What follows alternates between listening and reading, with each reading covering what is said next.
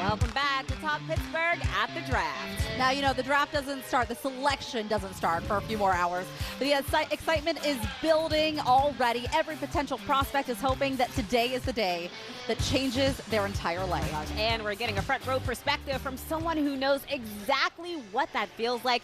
He was selected in the first round in the 2006 draft and went on to become a Steelers and NFL legend. Giving a proud Talk Pittsburgh welcome to Santonio Holmes. Yay! So good to see you again. Thank you, guys. Thank you, ladies, for having me on. So Absolutely. happy to have you here. And, you know, we really wanted to have you here with us because you know all too well what it's like to hear your name called first round, 25th pick, going straight to the Steelers. What was that moment like for you? Just to think 20 years ago, I know, is when that it's happened, wild.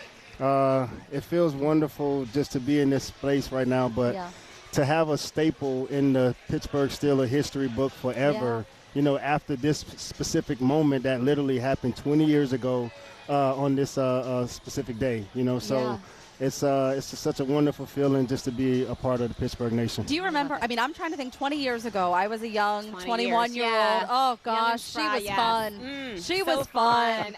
Look I at bet that you guy. were a lot of You fun, were too. young. Look at that guy. But, wow. so you're so young. You have your whole life. It's like, it's your first big job. It's your first big opportunity. So what was going through your mind when you heard the Steelers say your name out loud? Just to remember the fact that my stepfather at the time, he spoke this into existence. Really? Wow. He walked all morning, all day long, telling me that I'm going to be drafted to the Pittsburgh Steelers. And I kept telling him, Dad, do you not realize that they have the last pick in the first round, that they just won the Super Bowl last year, that they're not looking to draft me that late?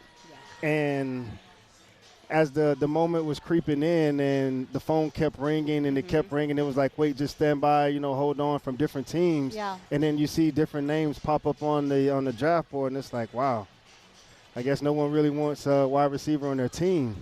And receiving that phone call probably around pick 17, 18, and just said, just hang tight.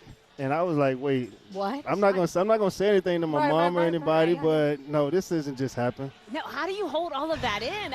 I don't know. All right, so take me back to this moment, and I want to talk about some of the players that are going to hear their names called. What do you wish someone would have told you before your career started? To be drafted into the National Football League, if I had one thing to tell someone that I wish they would have told me being drafted 20 years ago was to cherish that day. Yeah. Because that day changes you and the rest of your family forever.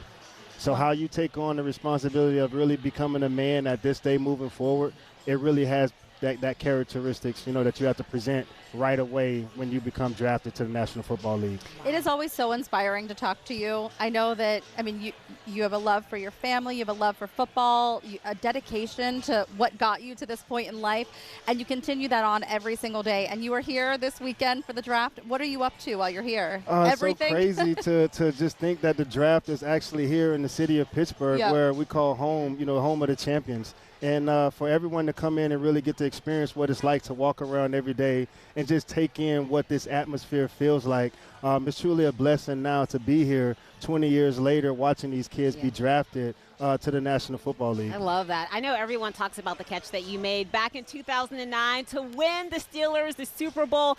I just wonder, do you ever look back at that and think, like, yeah, I could still do that? I can still do that today. Oh, I think about that all the time until I realize how the body feels.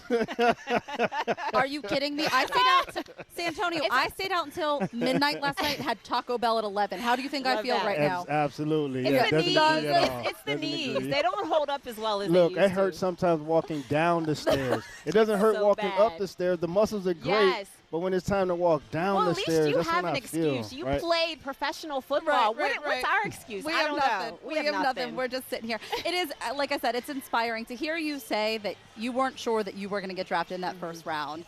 It just goes to show that even when you're so good at the game, you can still have that lack of confidence. Just that, you need that extra boost. But that goes to say the same thing about our quarterback from last year, right? Yeah. He sat at the draft in 2003 or 4, and he waited. Yeah. He waited, and Green Bay finally selected Aaron Rodgers. So when you know there's a champion in the wait, just don't rush the process, right? yes. It's I going to love come that. to you, you know, when it's supposed to happen. And that's where most of the championship teams wait around that 20-ish range. You know, the teams that need guys right away in those top, you know, 10, 15 draft picks, those are the teams that are searching for that championship individual. Yeah. So if you are that first 10, 15 guy, go in to be the champion that they want you to be. But the championship teams are the ones that's waiting in those waiting moments to have you drafted in that we late love round. that. You know what? I think that advice applies to anyone, anywhere, in any facet of life. That's Absolutely. right. Wise words. Yes, Thank ma'am. you, Santonio. And, you know, right now we do want to get to something. We just heard some breaking news. We know a lot of people are trying to get downtown for all the draft activities. So John Shumway is joining us from the studio. What can you tell us about this accident on the Boulevard of the Allies? Yeah, Heather and Mikey, actually we have 2 accidents. The one on the Boulevard of the Allies is right by Mercy Hospital. That is backing traffic all the way back the Boulevard of the Allies and on to the inbound Parkway East. So you don't want to get on the Boulevard of the Allies. So you stay on the main line, you think I'll get off at 2nd Avenue. You don't want to do that either, because we have another accident at 2nd Avenue and the Boulevard of the Allies where they come together near Grant Street. So if you're just getting ready to leave and come into town, just know that those 2 accidents are there. Avoid the Boulevard of the Allies and avoid 2nd Avenue. We'll be back with much more of the talk coming up.